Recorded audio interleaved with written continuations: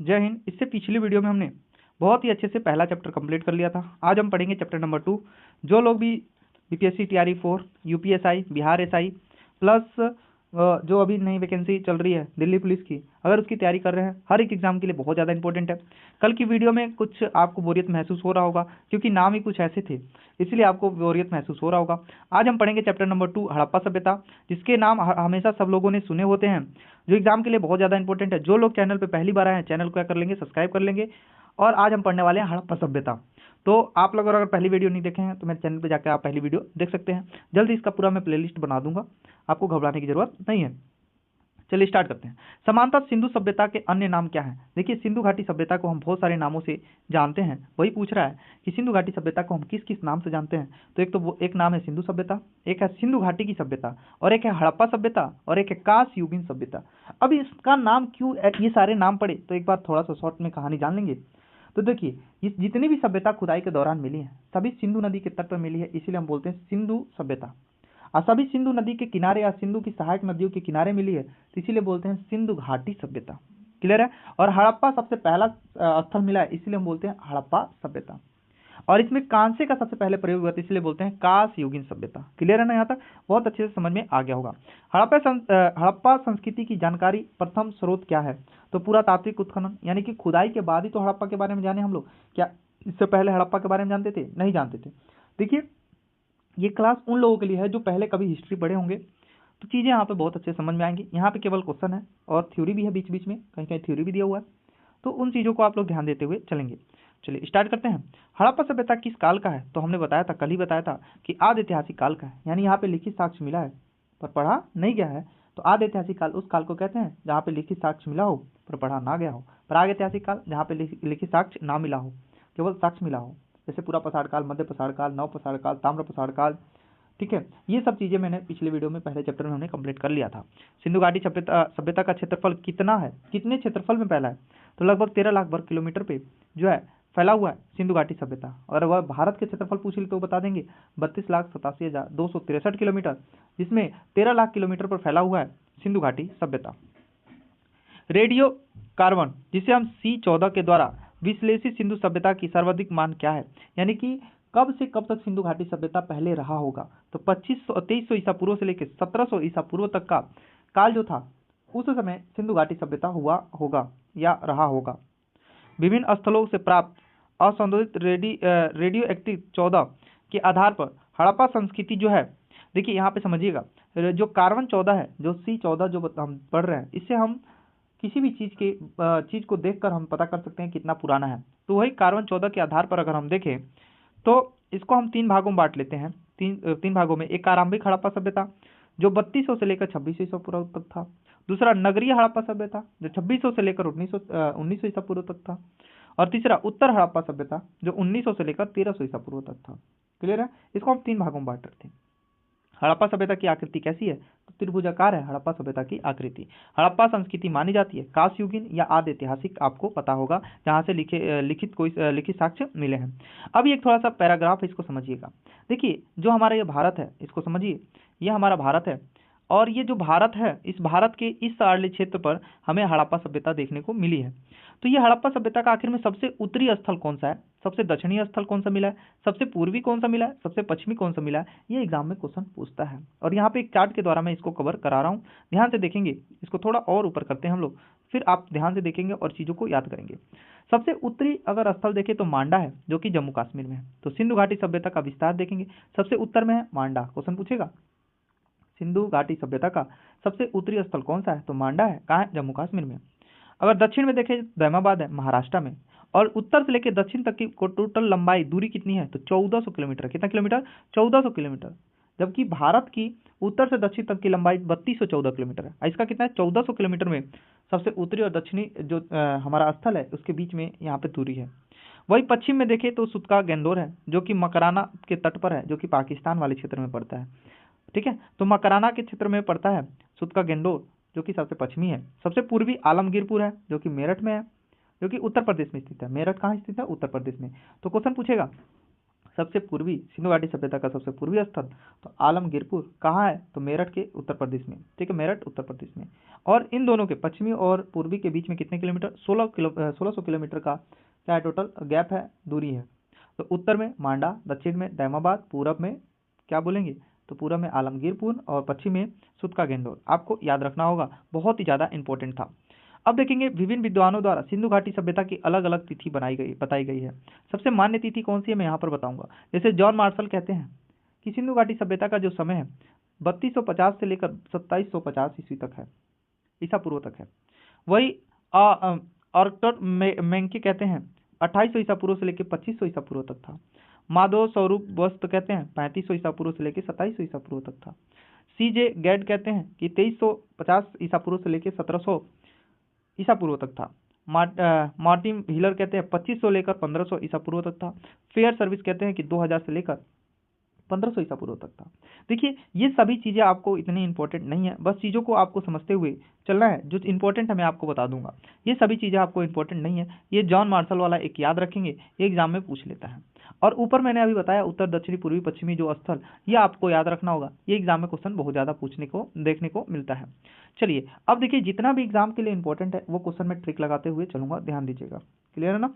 चलिए अब ध्यान देंगे, हड़प्पा सभ्यता की खोज किस वर्ष हुई थी, 1921 में हुआ था। और ये बहुत ही ज़्यादा इंपॉर्टेंट है एग्जाम के लिए, याद रखेंगे। हड़प्पा सभ्यता की सबसे पहले खोज दयाराम साहनी ने 1921 में किया था। मोहनजोदड़ो हड़प्पा के पुरातात्विक खुदाई के प्रभारी कौन थे, यानी खुदवाया था और कोई प्रभारी कौन था, तो सर जॉन मार्शल थे। सर जॉन मार्शल जो है हड़प्पा और मोहनजोदड़ो की खुदाई में क्या थे, प्रभारी थे। और जबकि खुदाई दयाराम साहनी और एक और व्यक्ति थे उन्होंने कराया था, ठीक है। तो आगे ध्यान देंगे, सिंधु घाटी सभ्यता की खोज निकालने की किस भारतीय पुरातात्विक के विशेष योगदान रहा, तो राखलदास बनर्जी और दयाराम साहनी। दयाराम साहनी ने हड़प्पा की खोज की थी, दयाराम साहनी ने हड़प्पा स्थल को खोजा था, और राखलदास बनर्जी ने मोहनजोदाड़ो को खोज के निकाला था। याद रहेगा। तो ये तीनों क्वेश्चन यहाँ से जितने भी क्वेश्चन में मैं आपको बताते चलूंगा ये सभी इंपॉर्टेंट होंगे, ठीक है। जो इंपॉर्टेंट नहीं होगा मैं वहाँ पे बता दूंगा, इसे इंपॉर्टेंट नहीं है, इसको ज़्यादा याद करने की जरूरत नहीं है, घबराने की जरूरत नहीं है। हड़प्पा के विशाल टीलों की ओर सर्वप्रथम किस पुरातात्विक का ध्यान आकर्षित हुआ था, तो चार्ल्स मेसन ने 1826 में सबसे पहले हड़प्पा सभ्यता के बारे में बताया कि यहाँ पे कोई ना कोई सभ्यता दबी हुई है। तो सबसे पहले हड़प्पा सभ्यता के बारे में किसने बताया, तो चार्ल्स मेसन ने 1826 में। हड़प्पा के उत्खनन करने वाले प्रथम पुरातात्विक जो इनके महत्व को नहीं समझ पाया, यानी सबसे पहले हड़प्पा को खोद के निकालने की बात कही और खोदा भी थोड़ा सा, तो वो थे ए कनिंघम ने थोड़ी सी खुदाई की थी 1853 में। 1826 में चार्ल्स मेसन ने बताया कि यहाँ पे कोई ना कोई सभ्यता दबी हुई है, और कनिंघम ने भाई थोड़ा खुदाई भी कराया था 1853 में, पर सरकार ने महत्व नहीं दिया। इस समय अंग्रेजों का शासन था, महत्व नहीं दिया, फिर ये इन्होंने छोड़ दिया। पूर्ण विकसित हड़प्पा सभ्यता लगभग कितनी शताब्दी तक जीवित रही, तो 6ठी शताब्दी तक ये जीवित रही थी। हड़प्पा सभ्यता में सिंधु सभ्यता का नाम किस विद्वान ने दिया था, तो सर जॉन मार्शल ने हड़प्पा सभ्यता का नाम जो है सिंधु सभ्यता दिया था। सर जॉन मार्शल ने हड़प्पा और मोहनजोदड़ो को एक विस्तृत साम्राज्य की जुड़वा राजधानी किस विद्वान ने कहा था, यानी कि हड़प्पा और मोहनजोदड़ो को एक जुड़वा राजधानी बताया था किसने, तो स्टुअर्ट पिगट ने कहा था। याद रखिएगा, बहुत इंपॉर्टेंट है। मोहनजोदड़ो को किस एक और नाम से जाना जाता है, मृतकों के टीला के नाम से जाना जाता है मोहनजोदड़ो को। मोहनजोदड़ो के किले और शहर की सबसे चौड़ी सड़कें 7 से 11 मीटर की थी, 7 से 11 मीटर की सबसे चौड़ी सड़कें थी। सिंधु सभ्यता की प्राकृतिक कैसी थी, तो नगरीय थी। सिंधु सभ्यता कैसा था, नगरीय सभ्यता था। सिंधु सभ्यता को हड़प्पा सभ्यता क्यों कहा जाता है, क्योंकि इसमें सबसे पहले खुदाई हड़प्पा नामक स्थान पर हुआ था, इसीलिए हम इसको सिंधु घाटी सभ्यता को हड़प्पा सभ्यता कहते हैं। सिंधु घाटी सभ्यता को आर्य से पूर्व रखे जाने वाले सबसे महत्वपूर्ण कारण क्या थे, तो मृद भांड थे। मृद भांड मतलब होता है मिट्टी के बर्तन। विशेष तथ्य क्या क्या है, ये इंपॉर्टेंट है, ध्यान दीजिएगा। विशेष तथ्य के बारे में जानते हैं। सिंधु घाटी सभ्यता संस्कृति वैदिक सभ्यता से भिन्न थी, क्योंकि इनके पास नगरीय सुविधा थी, यानी वैदिक सभ्यता से बहुत अच्छा था क्योंकि इनके पास नगरीय सुविधा थी, और इनके पास चित्र लेखन लिपि थी। इनको लोहे और रक्षा शस्त्रों का ज्ञान का अभाव था। क्वेश्चन पूछेगा लोहे का क्या सिंधु घाटी सभ्यता के लोगों को लोहे का ज्ञान था, तो आप कहोगे नहीं सर, ज्ञान नहीं था। क्या रक्षा शस्त्रों जो रक्षा करने वाले हथियार होते हैं उसका ज्ञान था, तो नहीं था। सिंधु घाटी सभ्यता के किस स्थल पर पतन नगर के नाम से भी जाना जाता है? सिंधु घाटी सभ्यता के किस स्थल को पतन मतलब होता है बंदरगाह के नाम से जानते हैं? तो है लोथल, जो कि गुजरात में पड़ता है। देहरी देहरी एक प्रवर्ती हड़प्पा पुरा स्थल है, वो है पंजाब में। देहरी कहाँ है? तो पंजाब में स्थित है। ये हड़प्पा स्थल का एक क्षेत्र है। हड़प्पा सभ्यता का सबसे बड़ा पुरा स्थल कौन सा है? राखीगढ़ी, जो कि हरियाणा में है। हड़प्पा संस्कृति के स्थलों का सर्वाधिक संकेंद्रण किस नदी के किनारे से प्राप्त हुआ है? तो घग्गर और हाखरा नदी के किनारे से प्राप्त हुआ है। ये सभी क्वेश्चन आपके एग्जाम के लिए बहुत ही ज्यादा इंपॉर्टेंट है। नेक्स्ट है, हड़प्पा सभ्यता में कच्ची ईंटों से किलाबंदी किस काल को प्रदर्शित करता है? तो प्राग हड़प्पा काल को प्रदर्शित करता है, बताता है जो है कच्ची ईंटें। गोदावरी नदी घाटी पर प्रवरा नदी में विकसित संदो स्थल है दैमाबाद। दैमाबाद जो है महाराष्ट्र में स्थित है और किस नदी पर? प्रवरा नदी पर है। और ये किसकी सहायक नदी है? तो गोदावरी की सहायक नदी है प्रवरा नदी। दैमाबाद किस नदी के किनारे स्थित है? तो दैमाबाद किस नदी के तट पर है? तो प्रवरा नदी के तट पर है। प्राक सिंधु सभ्यता और सिंधु सभ्यता के अवशेष किस स्थल से प्राप्त हुए हैं? यानी कि पुराने सिंधु सभ्यता और सिंधु सभ्यता के स्थल जो हैं वहाँ सबसे पहले जो है अवशेष, ऐसे जगह बताइए जहाँ से अवशेष दोनों जगहों का मिला है। तो है बनवाली और कालीबंगा। मेसोपोटामिया अभिलेखों में उल्लेखित मेलुआ की पहचान किसके साथ की गई है? तो मेलुआ, मेसोपोटामिया के लोग जो है सिंधु घाटी सभ्यता को मेलुआ के नाम से कहते थे। तो सिंधु सभ्यता को या सिंधु क्षेत्र को हम मेलुआ कहते थे सिंधु मेसोपोटामिया के लोग कहते थे। नेक्स्ट है, हड़प्पाइन स्थल मांडा, जो कि भारत के सीमा के सबसे उत्तरी छोर पर अंकित है, किस नदी के तट पर है? तो चिनाब नदी के तट पर है, जो कि जम्मू कश्मीर में स्थित है। हड़प्पाइन संस्कृति वह कौन सा पूरा स्थल है जहां से दुर्ग तथा नीचे के नगर दोनों अलग अलग प्राचीन से घिरे मिले हैं? कालीबंगा जो है ये ऐसा जगह है जहाँ पे जो है दोनों जो स्थल मिले, यहाँ पे क्या हड़प्पा सभ्यता में दो प्रकार के घर बनाए जाते थे, दो नगर बसाए जाते थे, एक ऊंचे टीले पर एक निम्न टीले पर। और ऊंचे टीले वाले को चारों तरफ से घेराबंदी होती थी, नीचे वाले की नहीं। तो यहाँ पर देखा गया कि कालीबंगा जो स्थल खुदाई के दौरान मिला है, यहाँ पे दोनों टीलों पर जहां भी दुर्ग थे वहां पे चारों तरफ से क्या किया गया था? घेराबंदी किया गया था। सब संधव वासियों को निर्माण क्षेत्र में ज्ञात था, क्या क्या बनाते थे? तो कूपों का निर्माण करते थे, स्तंभों का निर्माण करते थे, नालियों का निर्माण करते थे। कच्छ क्षेत्र में स्थित हड़प्पाइन स्थल है देसलपुर और सुतका-गेंडोर और सुरकोटदा और धौलावीरा।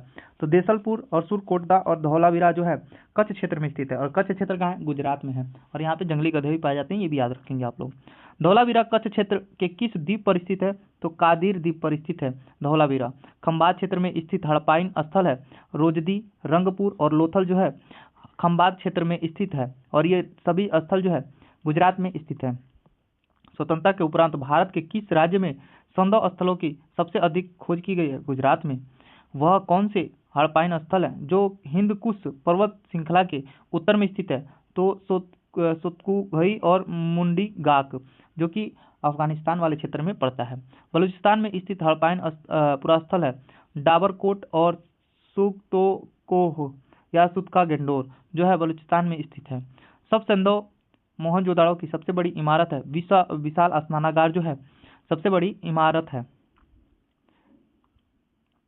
सिंधु घाटी में स्थित संदव सभ्यता के स्थल है मोहनजोदाड़ो और चनहुदड़ो और कोटजी, जो है ये स्थल है। उत्तर प्रदेश में स्थित सिंधु सभ्यता के जो है स्थल कौन से है? आलमगीरपुर, सोथी और हुलसा, जो कि सहारनपुर में है। हड़प्पा सभ्यता के स्थलों से प्राप्त ईंटों का अनुपात है, याद रखेंगे, बहुत इंपॉर्टेंट है, 1, 2 और 4 जो है ईंटों का अनुपात है। किस प्रारंभिक हड़प्पाइन स्थल में दुर्गीकरण के साक्ष्य प्राप्त होते हैं? तो कोटदीजी में जो है दुर्गीकरण के साक्ष्य प्राप्त होते हैं। नेक्स्ट क्वेश्चन है, यहाँ पर ध्यान देंगे।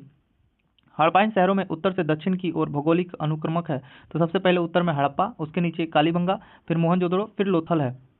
झुककर संस्कृति का संबंध किस संदव स्थल से स्थापित किया गया है? तो चनहुदड़ो से। झुककर संस्कृति का संबंध किससे है? तो परावर्ती हड़प्पाइन संस्कृति से। भारतीय उपमहाद्वीप के किस भाग में हड़प्पा संस्कृति का उदय हुआ है? तो उत्तर पश्चिम भाग में जो है हड़प्पा संस्कृति का उदय हुआ था, उत्तरी पश्चिमी भाग में। नेक्स्ट क्वेश्चन विशेष तथ्य हैं, देखेंगे, ध्यान देंगे। संदव सभ्यता के नगरों की विशेषता क्या है? नगर नियोजन गीढ़ विन्यास पर आधारित थी। सड़कें एक दूसरे को समकोण पर काटती थी। हड़प्पा, बनवाली और चनहूदड़ों के नगरों के नियोजन में गीढ़ विन्यास दिखाई पड़ता है। पाकिस्तान और चोलिस्तान के रेगिस्तानों में सरस्वती नदी के शुष्क तल पर बड़ी संख्या में संदव स्थल को खोजने वाला विद्वान है। वह मोहम्मद रफीक मुगल जो है, इन्होंने जो है राजस्थान में स्थित या पाकिस्तान और चोलिस्तान के रेगिस्तान में स्थित जो जगह है वहां पर हड़प्पा सभ्यता के स्थल खोज निकाले हैं। संदव सभ्यता के सबसे पूर्वी स्थल आलमगीरपुर का उत्खनन कार्य किस विद्वान ने किया था? यज्ञदत्त शर्मा ने किया था 1950 में। हड़प्पा संस्कृति के पूर्वी सीमा कौन सी है? तो आलमगीरपुर उत्तर प्रदेश में है। संदव स्थल आलमगीरपुर मेरठ उत्तर प्रदेश किस नदी पर स्थित है? तो हिंडन नदी के दाहिने तट पर स्थित है। हिंडन नदी के दाहिने तट पर स्थित है आलमगीरपुर, जो कि पूर्वी स्थल है। और ये आलमगीरपुर जो है मेरठ में स्थित है, और मेरठ कहाँ है? उत्तर प्रदेश में है।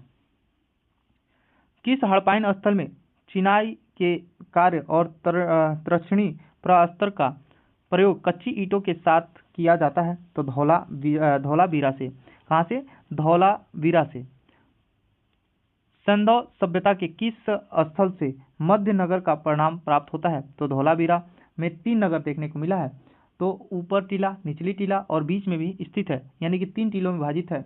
ये नगर जो है धौलावीरा में स्थित था। बाकी सभी जगह 2 भागों में बटे हुए थे, जबकि यहाँ पे 3 भागों में।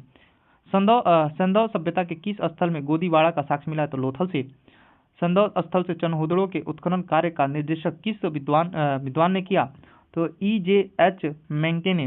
राजस्थान और कालीबंगा और हरियाणा के बनवाली हड़प्पा पूर्व अवस्था को कहते हैं चालकोलिथ काल, जिसे हम ताम्र पसाड़ काल कहते हैं, ताम्र पसाड़िक बोलते हैं।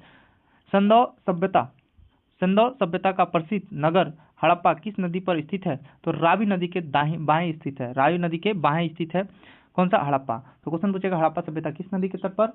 तो रावी नदी के तट पर। मोहनजोदाड़ो सिंधु नदी के तट पर।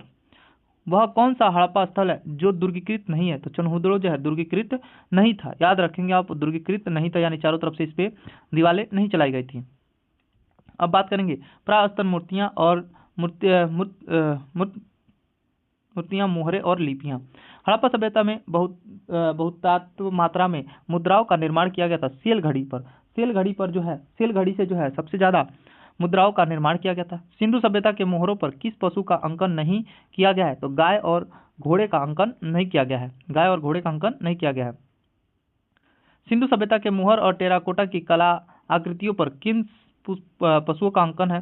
तो एक सिंह पशु का अंकन है, जिसमें जो है हाथी, गेंडा, हिरन, बाघ और भैंसा है। जो टेराकोटा का जो मुहर बनाई गई है उस पे जो है हाथी, गेंडा, हिरन, बाघ और भेड़ आदि का अंकन किया गया है, और एक सिंह बैल का भी किया गया है, जबकि गाय का नहीं किया गया है। ये याद रखेंगे आप। सिंधु सभ्यता में मिट्टी के बर्तनों समानता किस रंग का प्रयोग किया जाता था? तो लाल रंग का प्रयोग किया जाता था। याद रखेंगे, एग्जाम में क्वेश्चन पूछा भी गया है कई बार। आगे ध्यान देंगे, सिंधु घाटी निवासियों की सभ्यता को जानने का मूल स्रोत है मुहर। क्या है? मुहरे हैं। सिंधु सभ्यता में किस धातु की जानकारी थी? तो तांबे की जानकारी थी, लोहे की जानकारी नहीं थी। संदव सभ्यता के किस स्थल पर हड़प्पा लिपि में बहुत बड़े अक्षरों में लिखा हुआ एक अभिलेख प्राप्त होता है? वो है धौलावीरा से प्राप्त होता है। कहाँ से? धौलावीरा से प्राप्त होता है। सिंधु सभ्यता के मापतोल का क्या अनुपात था? तो सिंधु सभ्यता के जो है मापतोल का अनुपात था, एक था बाइनरी पद्धति, जो हम कंप्यूटर में पढ़ेंगे, बाइनरी पद्धति 1, 2, 8, 16, 32, 64, और एक था दशमलव पद्धति 16, 64, 160, 320 और 640। तो याद रखेंगे, बाइनरी पद्धति और दशमलव पद्धति 2 प्रकार की मापतोल की पद्धति थी। सिंधु सभ्यता का कौन सा स्थल मोहरों के निर्माण का प्रमुख केंद्र था? तो चनहूदड़ो जो था मोहरों के निर्माण का प्रमुख केंद्र था। सिंधु सभ्यता के स्थल मोहनजोदाड़ो से प्राप्त मुहर किस पशु के चित्र अंकित मिले हैं? तो एक सिंह बैल, जिसे व्योम कहते हैं, गेंडा, भैंस और हाथी पाया गया है। सिंधु सभ्यता के समांतर घरेलू बर्तन किससे बनाए जाते थे? तो मिट्टी के अच्छी तरह पकाए गए चित्रात्मक बर्तन बनाए जाते थे।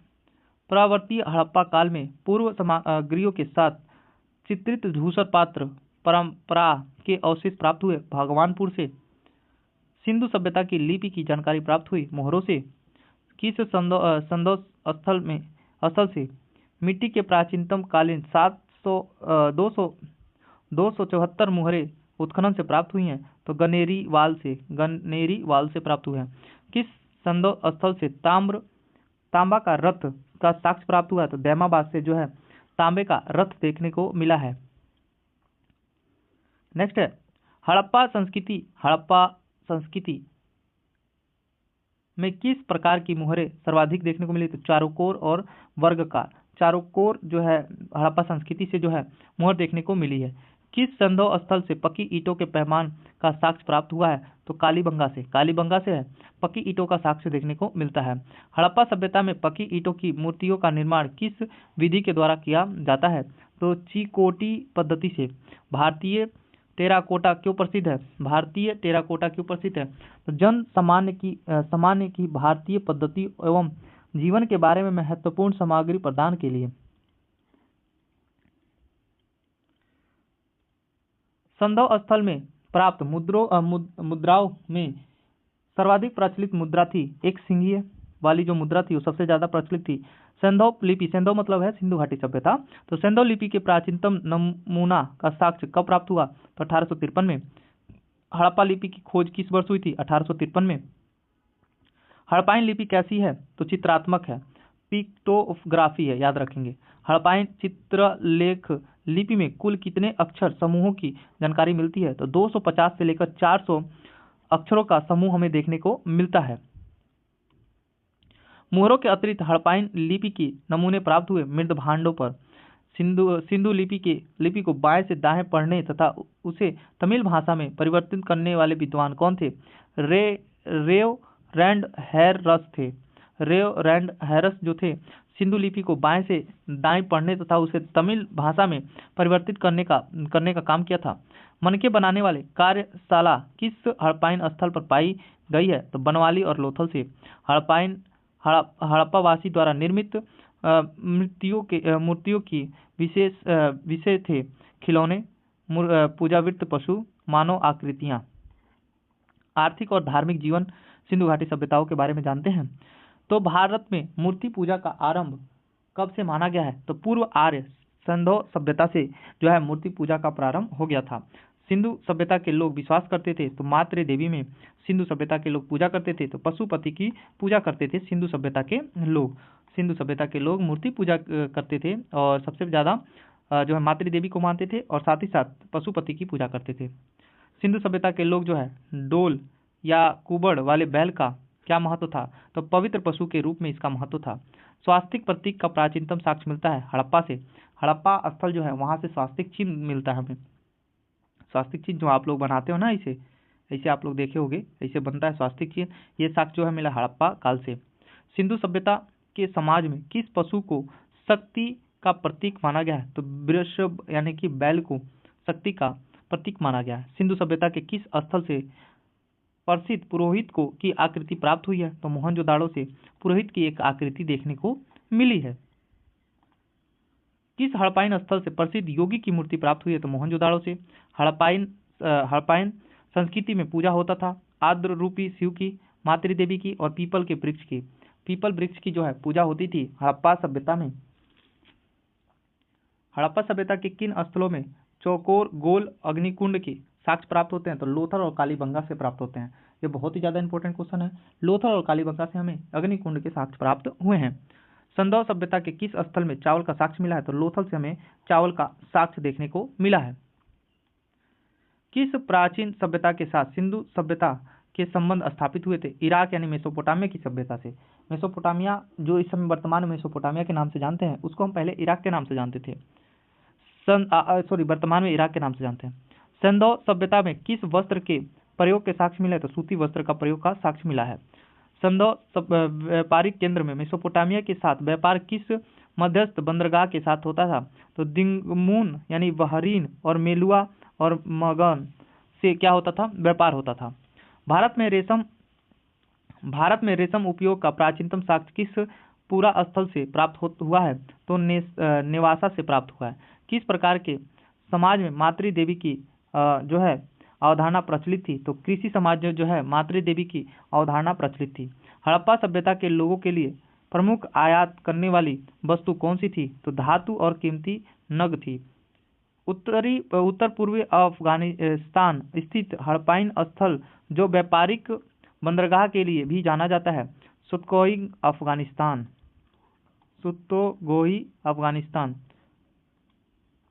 संदव स्थल, बालाकोट और लोथल किस उद्योगों के लिए जाने जाते थे? तो वह सीप उद्योगों के लिए।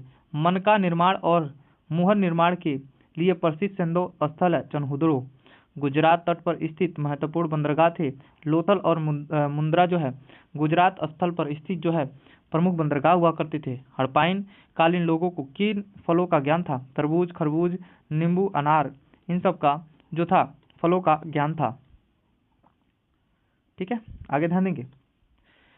कौन सी विशेषता सिंधु सभ्यता को विश्व के अन्य समकालीन सभ्यताओं से विशिष्ट बनाती है? तो नगरी जीवन। किस वस्तु के निर्यात मेलुआ से होता था जिसकी पहचान हड़प्पा संस्कृति के रूप में की गई है? तो काली लकड़ी, हाथी के दांत और सोना। हड़प्पा संस्कृति के किस स्थल से फारस की खाड़ी की मुद्रा उत्खनन से प्राप्त हुई है? तो लोथल से जो है फारस की खाड़ी की मुद्रा हमें देखने को मिली है। यहाँ पे ध्यान दीजिएगा, यूनानियों को कपास का ज्ञान भारतीयों से हुआ, वह इसे किस नाम से पुकारते थे? तो सिंडन के नाम से पुकारते थे, कहते थे ये सिंडन है। सिंडन किसने बोला था? यूनानियों ने बोला था। कि क्यों? क्योंकि यहाँ पे कपास की खेती होती थी, कपास का ज्ञान हुआ था यूरोपियन को। संदव सभ्यता के लोग को किस धातु का ज्ञान था? तो भैया किन किन धातु का? टीन का, तांबा का, सोना का, चांदी का, इन सब का ज्ञान था, जबकि लोहे का ज्ञान नहीं था। प्राचीन भारत में वजन मापने की इकाई क्या थी? तो रिक्तका हुआ करती थी वजन मापने की एक इकाई। हड़प्पा सभ्यता के लाजवद मणि का आयात कहाँ से किया जाता था? तो वत खासा से किया जाता था अफगानिस्तान से। सिंधु सभ्यता के लोगों का व्यापारी संबंध था ईरान, अफगानिस्तान और राजस्थान से। सिंधु सभ्यता के लोग जो है व्यापार करते थे ईरान से, अफगानिस्तान से और राजस्थान से। अब विशेष तथ्य हम देखेंगे, फटाफट ध्यान देंगे। देखिए नीचे अभी आपको थ्योरी भी मिलेगा, आपको घबराने की जरूरत नहीं है। देखिए हड़प्पा सभ्यता की विशेषता क्या थी? तो व्यापार हड़प्पा की अर्थव्यवस्था का एक मुख्य भाग था। हड़प्पाइन लोग अंतर्दैत्य और सामुद्रिक दोनों व्यापार करते थे, यानी कि रास्ते से भी और समुद्र से भी व्यापार करते थे हड़प्पा के लोग। उत्खननों से कांसे और पकी मिट्टी के बैलों के नमूने तथा साथ ही नाव के चित्र से युक्त मुहरें प्राप्त हुई हैं। हड़प्पा सभ्यता ने मानव जाति के, ध्यान देंगे, हड़प्पा सभ्यता ने मानव जाति के लिए जो दो अस्थायी उपहार प्रदान किए थे वह हैं गेहूं और कपास की खेती। हड़प्पा सभ्यता के लोगों को जानकारी थी डेकली, कुआं और कुएं पर पूलिंग बांधना, ये सब हड़प्पा सभ्यता के लोगों को जानकारी थी। समाधान विधि, यानी कि कैसे लोग जब मर जाते थे तो दफनाते थे, क्या करते थे, ये सब जानते हैं हम लोग। सिंधु सभ्यता के अंतोष्टि मतलब मरना की प्रथा कैसी थी? तो मृतिका पात्र के साथ शरीरों का विस्तृत समाधान करना।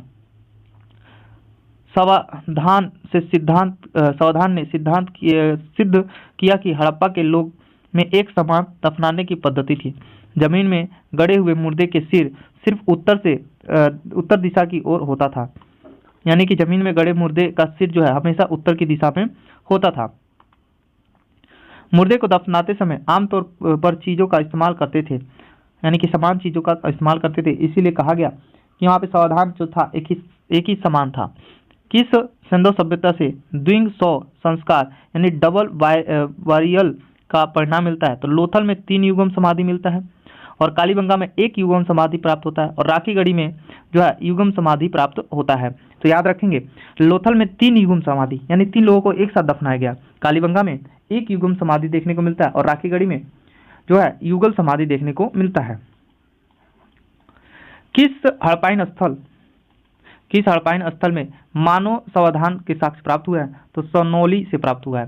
सावधान एच किस संस्कृति को अवगत करता है? तो प्रावर्तीय हड़प्पा संस्कृति का। अब देखेंगे एक तरफ स्थल और एक तरफ कैसे वो लोग दफनाते थे। तो जैसे हड़प्पा के लोग कैसे दफनाते थे? ताबूत में रख कर दफनाते थे। सोनौली के लोग तो विस्तृत यानी कि एकदम बढ़िया से उनके लिए खाना पानी ये सब करके दफनाते थे। लोथल के लोग संयुक्त सावधान करते थे। मोहनजोदाड़ो के लोग कलश में लोगों को रख के दफनाते थे। जो बड़े बड़े कलश होते हैं ना, उसमें लोगों को रख के दफनाते थे। तो कलश सावधान कहाँ का था? तो मोहनजोदाड़ो के लोग दफनाते थे। सिंधु घाटी सभ्यता के महत्वपूर्ण साक्ष्य। हड़प्पा सभ्यता के कुल कितने धान कोष्ठ प्राप्त हुए हैं? तो 6 की 2 पंक्तियां। भारत के चांदी की उपलब्धता के प्राचीनतम साक्ष्य कहाँ से प्राप्त हुए हैं? तो हड़प्पा संस्कृति से।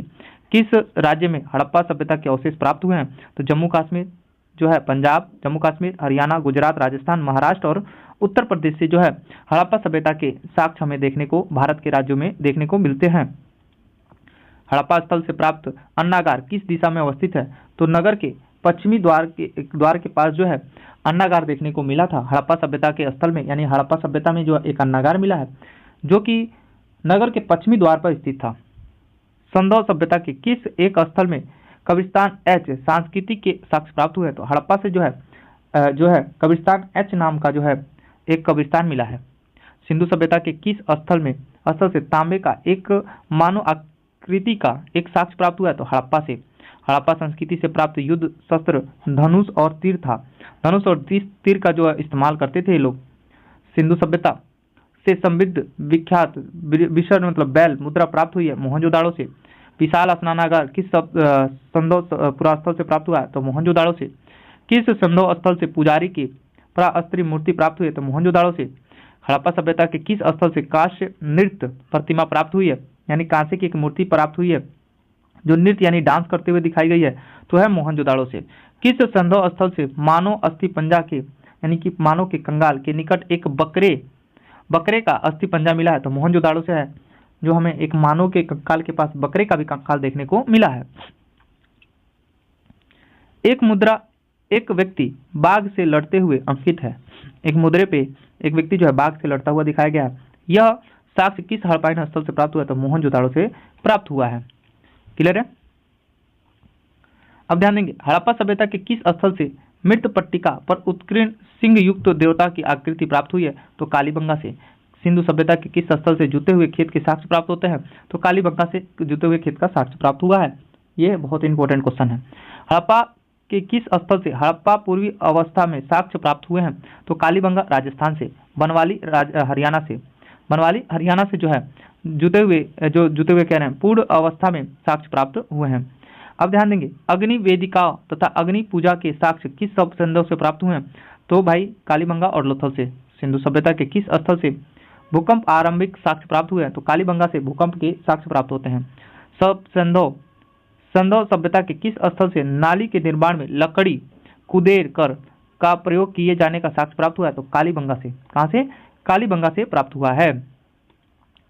हड़प्पा संस्कृति के किस स्थल पर रक्षा प्राचियों से निचले नगर के भी घिरे होने का स्पष्ट साक्ष्य प्राप्त होता है? तो कालीबंगा से। कहां से?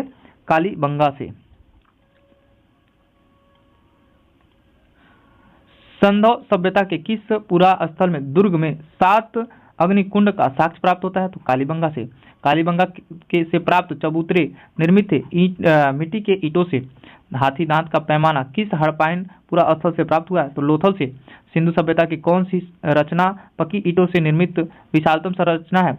लोथल और गोदीवाड़ा। लोथल का जो गोदीवाड़ा जो है पक्की ईंटों का बना हुआ हमें देखने को मिलता है। सिंधु सभ्यता के किस स्थल से प्राप्त एक दृश्य अंकित है जिसमें पंचतंत्र के सुवित लोक तथा चलाक लोमड़ी की याद दिलाता है? वह स्थल था मोहनजोदाड़ो। हड़प्पा सभ्यता का वह स्थल जहां से एक नौका घाट का साक्ष्य प्राप्त हुआ है? लोथल भाई। किस संधव स्थल से एक उत्तम जल प्रबंधन व्यवस्था का साक्ष्य प्राप्त होता है? तो धौलावीरा से।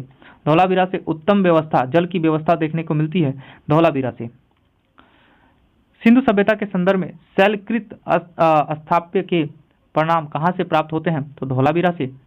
धौलावीरा से। वह स्थल जो संधव स्थल है जो 3 भागों में विभाजित है। धौलावीरा जो है 3 भागों में विभाजित था। किस संधव स्थल से सभ्यता की पहली खगोलीय वेधशाला प्राप्त हुई है? तो धौलावीरा गुजरात से। धौलावीरा गुजरात से प्राप्त हुई है। आगे ध्यान देंगे, हड़प्पा संस्कृति के किस पुरा स्थलों से जल संसाधन के क्षेत्र में तकनीकी कौशल का साक्ष्य प्राप्त हुआ है? तो धौलावीरा और मोहनजोदाड़ो से। सिंधु सभ्यता के कौन सा महत्वपूर्ण चीजें पाई गई हैं? अन्नागार, दो मंजिला भवन और स्नानागार, 2 मंजिले का भवन और स्नानागार और अन्नागार जो है सिंधु सभ्यता की महत्वपूर्ण चीजें जो है पाई गई हैं। आगे ध्यान देंगे, हड़प्पा कालीन किस स्थल में चांदी के मुकुट का साक्ष्य प्राप्त हुआ है? तो कुनाल से, जो कि हरियाणा में है। किस सब संदर्भ स्थल से ऊंट की हड्डी के अवशेष प्राप्त हुए हैं? तो ऊंट की हड्डी आपको मोहनजोदाड़ो से, हड़प्पा से, कालीबंगा से और सुरकोटदा से भी प्राप्त हुआ है। सिंधु सभ्यता के लोग मनोरंजन के लिए क्या प्रयोग करते थे? क्या करते थे भाई मनोरंजन के लिए? पासा खेलते थे, नृत्य करते थे, डांस करते थे, शिकार करते थे, पशुओं को लड़ाते थे। ये सब ये लोग काम करते थे मनोरंजन के लिए। ठीक है। किस हड़प्पा कालीन स्थल से टेराकोटा यानी मिट्टी का हल प्राप्त हुआ है? टेराकोटा मतलब मिट्टी, हल प्राप्त हुआ है बनवाली से। प्रारंभिक हड़प्पाइन पूरा स्थल जहां दुर्गीकरण के साक्ष्य प्राप्त हुए हैं वह है कोटदीजी। हड़प्पा सभ्यता के किस उत्खनन स्थल से घोड़े की अस्थियां प्राप्त हुई हैं? तो सुरकोटदा से जो है घोड़े की अस्थियां प्राप्त हुई हैं। मुंडीगाक, यहाँ पे ध्यान देंगे, मुंडीगाक हड़प्पाइन स्थल का साक्ष्य कहाँ से प्राप्त हुआ है? अफगानिस्तान से। अब एक सब संदर्भ प्रदेश के धातु और आयात कहाँ से करते थे लोग? आयात मतलब होता है आना, यानी कि अन्य जगह से हड़प्पा सभ्यता के लोग कहाँ कहाँ से क्या क्या खरीदते थे, आयात करते थे, यानी खरीद के मंगाते थे। तो शंख जो है कच्छ यानी कि गुजरात और फारस की खाड़ी से शंख मंगाते थे लोग, हड़प्पा सभ्यता के लोग। वहीं सोना जो है दक्कन कर्नाटक से और अफगानिस्तान से सोना मंगाते थे। याद रखेंगे, बहुत इंपॉर्टेंट है, क्वेश्चन पूछता है। वहीं हम बात करें तांबा, तांबा जो है राजस्थान के खेतड़ी, जो कि आज भी तांबा राजस्थान के खेतड़ी से सबसे अधिक निकलता है। तो तांबा राजस्थान के खेतड़ी और बलूचिस्तान से मंगाते थे। फिरोजा जो कि ईरान और अफगानिस्तान और तुर्कमेनिया से मंगाते थे। टीन जो है अफगानिस्तान और ईरान से, ये पूछता है टीन, याद रखेंगे। लाजवत जो कि एक प्रकार से कागज था, वो बगदाद अफगानिस्तान से, याद रखेंगे, ये भी इंपॉर्टेंट है। शिलाजीत हिमालय के पर्वतीय क्षेत्रों से। गोमेद जो कि गुजरात और मध्य भारत से। चांदी जो है राजस्थान के जवार और अजमेर के खानों से और अफगानिस्तान और ईरान से जो है चांदी मंगाने का काम करते थे हड़प्पा सभ्यता के लोग। अब हम बात करेंगे सब संदो सभ्यता के अंत के संदर्भ में विद्वानों का क्या क्या मत था, कैसे सब संदो प्रदेश जो है खत्म हो गया। एक तरफ देखेंगे तो पहला एक व्यक्ति थे जिनका नाम था, जो व्यक्ति हैं इधर देखिए, कई लोगों ने कहा कि आर्यों का आक्रमण हुआ इसीलिए सिंधु घाटी सभ्यता खत्म हो गया था। तो आर.वी. चंद्रा और गाइड चाइल्ड और मार्टिन व्हीलर और स्टूड पिगर्ड, इनका कहना है कि आर्यों का आक्रमण हुआ था। जलवायु परिवर्तन हुआ, अमलानंद घोष और आर.एल. स्टाइन ने कहा कि भैया जलवायु परिवर्तन हुआ था। भूतात्विक परिवर्तन हुआ, एम.एस. साहनी और आर.एल. राइकस और जॉर्ज ऑफ देलस और एच.डी. लैम्बिक का कहना है कि भूतात्विक परिवर्तन हुआ था, इसकी वजह से सिंधु घाटी सभ्यता समाप्त हो गया। वही महामारी आ गई, किसने कहा था? के.यू.आर. कैंडी ने कहा कि महामारी आ गया। अदृश्य गाज हुआ, एम. द्विमित्रिय ने कहा था अदृश्य गाज हुआ। सिंधु सभ्यता का प्रभाव क्रम में परिवर्तन हुआ, यानी नदी का, जो सिंधु नदी है उसके प्रभाव में बदलाव हो गया। वो किसने कहा? एच.डी. लैम्बिक और माधो स्वरूप वस्त ने कहा था। क्रमशः शुष्क कारक था, यानी कि सूखा पड़ गया, ये एम.एस. मुगल ने कहा था। पुरातात्विक और रचना, कौन कौन सी पुस्तक लिखा था? तो एक व्यक्ति थे स्टूड पिगट, जिन्होंने प्री हिस्टोरिक इंडिया नामक पुस्तक लिखी थी। सुबोध राव जो है पर्सनैलिटी ऑफ इंडिया लिखा था। बिगजर्ड and Raymond Allchin the birth of India civilization नामक पुस्तक लिखा था। एच.वी. संकालिया जो कि बहुत ज़्यादा इंपॉर्टेंट है, इनकी पुस्तक पूछा जाता है। प्री हिस्ट्री और pro history of India and Pakistan नामक पुस्तक लिखा था। किसने? एच.डी. संकालिया ने। सिंधु सभ्यता के संस्थापकों के संबंध में विद्वानों का क्या मत था, कैसे सिंधु सभ्यता का निर्माण हुआ? तो विद्वान क्या कहते हैं? डॉक्टर लक्ष्मी स्वरूप रामचंद्र कहते हैं कि आर्य ने सिंधु सभ्यता का निर्माण किया था।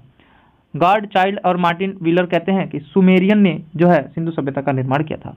राखलदास बनर्जी कहते हैं द्रविड़ भारत के लोग जो थे उन लोगों ने सिंधु सभ्यता का निर्माण किया था। हड़प्पाइन साक्ष्य मापन की पद्धति क्या थी और पुरातात्विक का क्या कहना है? जाली प्रकार की उत्खनन पद्धति थी, आर.ए.एम. व्हीलर कहते हैं। अस्तर विन्यास की सिद्धांत दिया था, थॉमस जेफरसन ने दिया है। रेडियो कार्बन तिथि पद्धति जो है एफ.डब्ल्यू. लीवी ने दिया है। त्रियामी मापन यंत्र पद्धति जो है प्रिंट रिवर्स ने दिया है। अब देखेंगे, एक तरफ स्थल है और साक्ष्य है, ये बहुत ज़्यादा इंपॉर्टेंट है, ये आपको याद रखना होगा। अभी जो पीछे ग्राफ हमने दिखाया, कि पतन का कारण और प्लस कैसे भाई वहाँ पे सिंधु घाटी सभ्यता का उदय हुआ, इन सब में एक दो पॉइंट आपको याद रखना होगा, ज़्यादा उसमें याद नहीं रखना है। अब ये आपको सबसे ज़्यादा याद रखना है। जैसे हड़प्पा स्थल था, हड़प्पा स्थल से क्या क्या देखने को मिला है, तो देखेंगे हड़प्पा स्थल से समाधान यानी कि 100 मिला, लाश मिला है, R37 एक कब्रिस्तान मिला है, धूसर पूरा पसाड़ पुरुष एक प्रकार से देखने को मिले हैं हड़प्पा सभ्यता से। लोथल की बात करें तो गोदीवाड़ा, गोदीवाड़ा मतलब बंदरगाह जहाँ पानी की जहाजें बड़ी बड़ी आकर रुकती हैं, तो गोदीवाड़ा लोथल से। हाथी के दांत के स्केल यानी कि नापने के लिए जो स्केल है हाथी के दांत का मिला है। फारस की खाड़ी की मुद्रा जो है लोथल से ही मिला है। ये एग्जाम में क्वेश्चन पूछेगा, याद रखिएगा। कालीबंगा से क्या क्या मिला है, तो जुते हुए खेत का साक्ष्य, बहुत इंपॉर्टेंट है, क्वेश्चन कई बार पूछा गया है। जुते हुए खेत का साक्ष्य कहाँ से देखने को मिला है, तो कालीबंगा से। अग्निवेदी यानी कि अग्निकुंड कालीबंगा से। खाचे, नगर दुर्ग और निचली बस्ती यानी 3 प्रकार की बस्तियों का निर्माण देखा गया है कालीबंगा में, याद रखेंगे। मोहनजोदाड़ो से नृत्य की मूर्ति, बड़ा स्नानागार, घोड़े की जो हड्डी है मूर्ति है, उत्कीर्ण कांस्य कुल्हाड़ी और पट्टेदार जल निकास जो है ये कहाँ से देखने को मिलता है, मोहनजोदाड़ो से मिलता है। सुतका गेंडोर जो है नगर दुर्ग, किलेबंदी, निचली बस्ती देखने को मिला है सुतका गेंडोर से। हड़प्पा से आरा जो है पहिया, पिराग घोड़े की जीवांश पाए गए हैं पिराग से। बनवाली पकी मिट्टी का हल देखने को मिला है। कुणाल जो है चांदी का मुकुट। इस हड़प्पा स्थल से हाल ही में चांदी की सामग्री, आभूषण और एक असामान्य भंडार उपलब्ध हुआ है कुणाल से, ठीक है। सुरकोटदा से बात करें तो भैया यहाँ से घोड़े की हड्डी मिली है। जून कुरान से बात करें तो स्टेडियम मिला है। गग्गर हकरा नदी जो है इस नदी निकाय के किनारे बस्तियों का सर्वाधिक केंद्रक है। बुर्ज होम से कश्मीर में स्थित इस 9 पसाड़िक स्थल पूरा कालीन हड़प्पा संपर्क से संबंधित उपलब्ध हुआ है। आहड़ जो कि यह स्थल भारत के शुद्ध ताम्र युगीन स्थल के रूप में वर्णित किया गया है जो है आहड़ को। अब देखेंगे एक तरफ हड़प्पा जो स्थल है वो किस नदी पर है और किसने खोजा और कब खोजा, ये एग्जाम के लिए बहुत ज़्यादा इंपॉर्टेंट है। ये सारे चार्ट इंपॉर्टेंट है, याद रखिएगा। एक तरफ हड़प्पा जो कि रावी नदी के तट पर है, किस नदी के, रावी नदी के। कहाँ है, पंजाब के मोंटगोमरी जिले में। किसने खोजा, दयाराम साहनी ने। कब, 1921 में। जो याद करना है वो उस पर ट्रिक करेंगे हम। मोहनजोदाड़ो सिंधु नदी के तट पर जो कि सिंध प्रांत पाकिस्तान में, राखलदास बनर्जी ने खोजा था 1922 में। चनहुदड़ो सिंधु नदी पर सिंध प्रांत में है, किसने खोजा इंपॉर्टेंट नहीं है, 1931 में खोजा गया था नुन्नी गोपाल मजुमदार द्वारा, याद रखेंगे ऐसे मजुमदार द्वारा, ठीक है। कोटजी किस नदी पर है, सिंधु नदी पर, सिंध प्रांत में। ये भी फजल अहमद खान ने 1955 और 57 में खोजा था। अली मुर्शिद जो कि सिंधु नदी पर है, ये भी इंपॉर्टेंट नहीं है, ऊपर के 3 जो थे इंपॉर्टेंट थे, सिंधु प्रांत में है।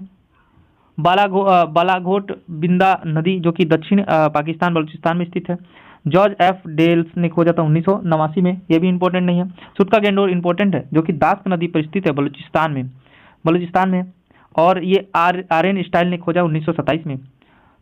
सुतका होर सादी कौर नदी पर स्थित है, ये इंपॉर्टेंट नहीं है, उत्तरी बलूचिस्तान में। डेल्स ने खोजा था 1962 में।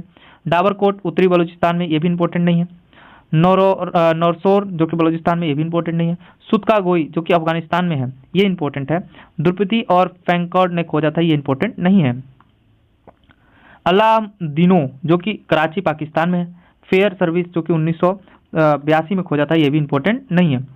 जो इंपॉर्टेंट है मैं आपको यहाँ पर बताते हुए चलूंगा, आपको घबराने की जरूरत नहीं है, ठीक है। अब देखिए यहाँ पे आपका जो मांडा है, जो मैं रेड कलर का करूँगा वो आपके लिए इंपॉर्टेंट है, जो अन्य कलर से करूँगा इंपॉर्टेंट नहीं है, याद रखिएगा, ठीक है। वैसे एक बार पढ़ लीजिएगा। मांडा चेनाब नदी के तट पर जम्मू कश्मीर में, जेपी जोशी और मधुबाला ने खोजा था 1982 में, इसका डेट इंपॉर्टेंट नहीं है।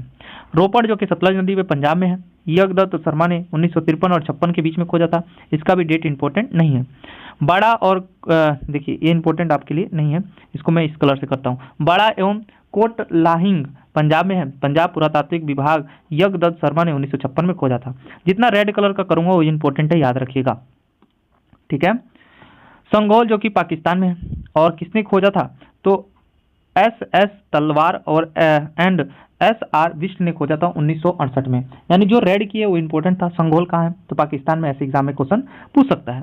राखीगढ़ी जो है दुष्वती नदी पर हरियाणा में है, किसने खोजा था, सूरज भगवान एवं भगवान देव ने खोजा था 1963 और 69 में, ठीक है। देखिए कुणाल सरस्वती नदी पर है जो कि हरियाणा में है। जगपति जोशी एवं रविंद्र सिंह बिष्ट ने खोजा था 1974 में। क्लियर है ना। बनवाली जो कि सरस्वती नदी के तट पर है हरियाणा में, रविंद्र सिंह बिष्ट ने खोजा 1973 और 74 में, 1973 और 74 में खोजा था। अब यहाँ पे देखेंगे इंपॉर्टेंट नहीं है। बालू जो कि हरियाणा में है, ये उदय वीर सिंह सूर्य भानु ने 1974-79 में खोजा था। मिलाथाल जो कि हरियाणा में, सूर्यभान ने 1968 में खोजा था। भगवानपुर सरस्वती नदी पर हरियाणा में है, जेपी जोशी ने खोजा था। आमरी एवं जुडेरा जोदड़ो जो कि सिंध नदी पर है, ये भी इंपॉर्टेंट नहीं है। अब जितना इंपॉर्टेंट है मैं बताते चलूंगा, ठीक है। डेरा इस्माइल, रहम डेरी और सराय कोल और जामिलपुर जो कि पंजाब प्रांत में है। कालीबंगा ये इंपॉर्टेंट है, याद रखेंगे। कालीबंगा जो है, कालीबंगा घग्गर नदी पर राजस्थान में है। बीपी लाल और बीके थापड़ ने 1961 में खोजा था, ठीक है। अगर वही बालाथर यानी राजस्थान में है। आलमगीरपुर जो कि इंपॉर्टेंट है, आलमगीरपुर की बात करें तो ये भाई हिंडन नदी के मेरठ उत्तर प्रदेश में है। यज्ञदत्त शर्मा ने 1952 और 55 के बीच में खोजा था। हुल्लास जो कि उत्तर प्रदेश का है, पूछ सकता है। हुल्लास और बड़ा गांव जो कि सहारनपुर के उत्तर प्रदेश में है। मांडी जो कि मुजफ्फरपुर उत्तर प्रदेश में ही है। सोनाली जो कि बागपत उत्तर प्रदेश में ही है। अगर आप यूपीएसआई और यूपी पुलिस का एग्जाम देने वाले हैं तो इंपॉर्टेंट है। डीबी शर्मा 1905 और 6 में खोजा था। रंगपुर जो कि मांदा नदी पर है गुजरात में। माधव स्वरूप वस्त और रंगनाथ राव ने 1953 और 54 में खोजा था, ठीक है। आगे ध्यान देंगे। लोथल की बात करें तो भोगवा नदी के तट पर खोजा गया था गुजरात में। SR राव और माधव राव स्वरूप वस्त ने 1955 और 57 के बीच में खोजा था। धौलावीरा जो कि कच्छ गुजरात में स्थित है। जेपी जोशी एवं RS बिष्ट ने 1967-68 में खोजा था। सुरकोटदा जो कि गुजरात में है। जगपति जोशी ने 1972 और 75 में खोजा था। देसलपुर जो कि कच्छ गुजरात में है। केबी जो कि ये नाम इंपॉर्टेंट नहीं है। सुंदरराजन जो कि 1964 में खोजा गया था। रोजी एवं प्रभा पाटन जो कि काठियावाड़ तट पर गुजरात में स्थित है। गुजरात पुरातात्विक विभाग और प्रोसेहल ने खोजा था। भगत राव गुजरात में है। पादरी गुजरात में है। बसंत सिंधे ने खोजा था। ये इंपॉर्टेंट ज़्यादा नहीं था, इसीलिए मैंने यहाँ पर ऐसे बताया। आगे ध्यान देंगे। बालवाड़ एवं भोगतर गुजरात में, अंचिना एवं जोशी ने खोजा। कुंतरसी गुजरात में है। M.K. धावली एम और R राव एवं वाई एवं चित्तलवाल ने खोजा था। हाँ ये इंपॉर्टेंट है। लास्ट यहाँ पे ध्यान देंगे। दैमाबाद परवरा नदी के तट पर महाराष्ट्र में। देश पांडे, रंगनाथ राव और S.A. साली ने 1974 और 78 में खोजा था। मुंडीगाक अफगानिस्तान में, ये इंपॉर्टेंट था, याद रखिएगा। अब कौन सा किस नदी पर है, ये तो बहुत ही इंपॉर्टेंट है, याद रखिएगा। चलिए फटाफट देखते हैं कौन सी किस नदी पर है। मोहनजोदाड़ो सिंधु नदी पर। हड़प्पा रावी नदी पर। कालीबंगा घाघरा या चेतांग नदी पर। रोपड़ सतलज नदी पर। आलमगीरपुर हिंडन नदी पर। मांडा चेनाब नदी पर। दैमाबाद परवरा नदी पर। बनवाली घग्गर या सरस्वती नदी पर। घग्गर या सरस्वती नदी पर है। लोथल भोगवा नदी पर। लोथल क्या है, भोगवा नदी पर। भगवानपुर जो कि सरस्वती नदी पर। रंगपुर जो कि भादा या मादा नदी पर। सुतका गेंडोर जो कि दास्क या दस नदी पर है। ये इंपॉर्टेंट था एग्जाम के लिए, क्लियर है ना। अब विविध क्वेश्चनों को देखेंगे। सर्वप्रथम किस विद्वान ने प्रतिपादित किया कि हड़प्पायन संस्कृति का विकास सिंधु क्षेत्र के स्वतः हुआ है, इससे पश्चिम में अंतःवेदित नहीं है? तो माधव स्वरूप वस्त ने कहा है। पाकिस्तान में सरस्वती नदी को किस नाम से जाना जाता है? तो नांडा, रेनी, हड़का और बहिंदा नदी के नाम से सरस्वती नदी को हम लोग जानते हैं। पाकिस्तान में हड़प्पा सभ्यता की शासन व्यवस्था कैसी थी? ओलिगार्की यानी कुलीन वर्ग की थी। मेसोपोटामिया में शामिल क्षेत्रों को आज किस नाम से जानते हैं? तो उत्तर पूर्वी सीरिया, दक्षिणी पूर्वी तुर्क, इराक का अधिकांश भाग और उज़्बेकिस्तान ईरान का। ये सब हम लोग मेसोपोटामिया में शामिल जो आज के देश हैं उसके नाम से हम लोग जानते हैं। यहाँ पे नेक्स्ट क्वेश्चन है, मेसोपोटामिया शब्द का क्या अर्थ होता है? एक ग्रीक शब्द है जिसका अर्थ होता है दो नदियों के बीच की भूमि, मेसोपोटामिया कहलाता है। प्राचीन मेसोपोटामिया सभ्यता में लेख का कार्य कब से प्रारंभ हुआ था? जब आरंभिक मानव बस्तियों से नगर का उदय हुआ। आरंभिक मानव का जो बस्तियों से नगर का उदय हुआ तो मेसोपोटामिया सभ्यता के लेख का कार्य प्रारंभ हुआ था। मेसोपोटामिया में किस भाषा में सुमेरियन भाषा को प्रतिपादित किया था? तो भैया अकादिक भाषा में जो है मेसोपोटामिया सभ्यता को जो है किया था। चलिए यहाँ पर ध्यान देंगे। हाँ हड़प्पा नागरिकता के बाद की नागरिकता थी चोलोकिस्तान चालोकोलिथिक काल की जो नागरिकता थी। किस विद्वान ने हड़प्पा संस्कृति के विखंडन के लिए इंद्र को उत्तरदायी माना है? तो सर मार्टिन व्हीलर ने। उत्तर हड़प्पाकालीन ताम्र निधि संस्कृति की किस एक मृद भांड से अंतरिम रूप से पहचान की गई? तो गेरुवड़ित मृद भांड। आमरी संस्कृति का विकास किस क्षेत्र में हुआ? तो सिंधु क्षेत्र में। सिंधु सभ्यता के पतन का मुख्य कारण क्या माना गया? आर्यों का आक्रमण। सिंधु घाटी सभ्यता का प्रवृत्ति कैसी है? तो मृत प्रधान है। किस पुरातात्विक वेदा का कथन है कि सिंधु सभ्यता का विनाश आर्यों के आक्रमण से हुआ? मार्टिन व्हीलर का। प्रसिद्ध पुरातात्विक जॉन मार्शल ने किस विषय की रचना की? भारतीय कला और शिल्प पर। सिंधु और सुमेरियन सभ्यता में समानता अगर देखें तो सिंधु और सुमेरियन सभ्यता की समानता क्या क्या थी? तो अन्य भंडार प्रणाली सेम थी। अर्थव्यवस्था कृषि और व्यापार पर निर्भर था। समान प्रकार के मृद भांड बनाते थे। सुखाई गई ईंट का प्रयोग करते थे। सिंचाई प्रणाली पहियों के वाहन का उपयोग करते थे। सामाजिक समारोह में सुतुंगांग की परंपरा थी हमारे हड़प्पा सभ्यता में। सिंधु सभ्यता के कौन सा सहायक नदी अफगानिस्तान में अवस्थित है? सिंधु नदी की सहायक नदी जो अफगानिस्तान में अवस्थित है वो है हरिरुद्र, कुंभा और क्रुभा। बार बार आने वाली बाढ़ के कारण कौन सी हड़प्पा नगर नष्ट हो गया? तो मोहनजोदाड़ो बार बार आने वाले बाढ़ के कारण नष्ट हो गया था। आईआईटी खड़गपुर के अध्ययन से दल की रिपोर्ट में 2008 के अनुसार लगातार कितने वर्ष तक ना के बराबर वर्षा होने से सिंधु सभ्यता का पतन का कारण रहा? तो 900 वर्षों तक वर्षा नहीं हुआ, जिसकी वजह से सिंधु घाटी सभ्यता क्या हो गया? खत्म हो गया। रोमन परिप्रेक्ष्य के निकट पूर्व संदर्भ है भूमध्य सागर के पूर्व में स्थित क्षेत्र का। सिंधु सभ्यता के नवीनतम ज्ञात स्थल बालाथर का उत्खनन कार्य किस विद्वान ने किया? B.N. मिश्रा ने 1953 में। सिंधु वासियों का मुख्य भोजन पदार्थ है गेहूं और जौ। सिंधु वासियों का भोजन मुख्य पदार्थ हुआ करता था गेहूं और जौ।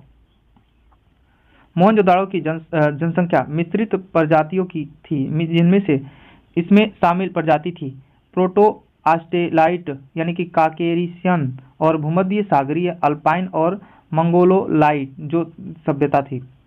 हड़प्पा सभ्यता के लोग मुख्यतः किस प्रजाति के थे? तो भूमध्य सागरीय प्रजाति के थे। हड़प्पा सभ्यता के लोग जो है भूमध्य प्रजाति के लोग हुआ करते थे। अब नेक्स्ट वीडियो में हम लोग पढ़ेंगे वैदिक सभ्यता।